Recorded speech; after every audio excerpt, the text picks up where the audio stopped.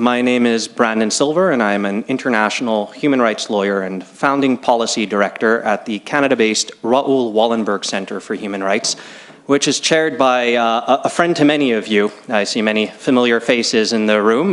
Professor Irwin Cotler, the former Minister of Justice and Attorney General of Canada, heads our organization as a regular speaker here at the summit, counsel on many of your cases, and regret that he couldn't be with us here today due to both health and security reasons, but will be receiving an award from Mr. Neuer. And I'm here also as a co-sponsor, one of 30 international NGOs that convene every year here at the United Nations, at the Palais des Nations, to bring together some of the world's leading dissidents and democracy activists to shine a spotlight on some of the world's most pressing human rights cases and causes. So I'm delighted to welcome you here today to the 17th Annual Summit of the Geneva Human Rights and Democracy Gathering. And you'll note that many of the dissidents and Democrats here today are at the forefront of the struggle for freedom in their respective jurisdictions. So hosting them here at the Palais des Nations sends a very timely and resonant message. It is a reminder of the founding resolution, the raison d'etre, and the responsibility of the UN Human Rights Council to uphold these shared values and advance our common humanity.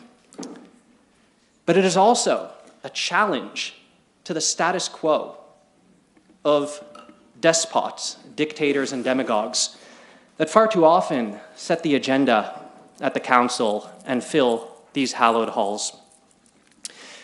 And finally, their presence is also a call to action, a clarion call to ensure that the advancement of human rights and human dignity is always the organizing principle and priority of this Human Rights Council, and that we work to secure the release of the political prisoners for whom many today will be advocating. Their loved ones, their friends, their family are languishing in unjust detention while we meet here today. These are the people on the front lines of fighting for our shared values, and we must not relent until they are free. So I'm especially delighted that the Canadian ambassador, Peter McDougall, is here with us today to help open this session, and Canada as a nation serving as a host of this gathering. As we all know, the international system, the rules-based order, is under assault. Human rights is under threat, and Canada has been at the forefront of defending these values, of upholding multilateral organizations at a very difficult time. So it means a lot that Canada is standing here as a host. And Ambassador McDougall personally, who formerly served as Assistant Deputy Minister for Global Issues and Development, and also Assistant Deputy Minister for Europe and the Middle East. And for those unfamiliar with Canadian Foreign Ministry parlance, that means he headed the departments in the Canadian Foreign Ministry that were responsible for largely setting the global agenda, engagement with United Nations and development priorities. So we're particularly delighted to have such an experienced expert senior official here with us today, and all the more so given the nature of some of the dissidents speaking here today, whether it's an honorary Canadian citizen like Vladimir Kara-Murza speaking on behalf of Russian dissidents for whom Canada has been a champion, or Dr. Jalal, who has been a leading voice for Afghan women, where Canada has been a champion for women's rights and in speaking out against the Taliban.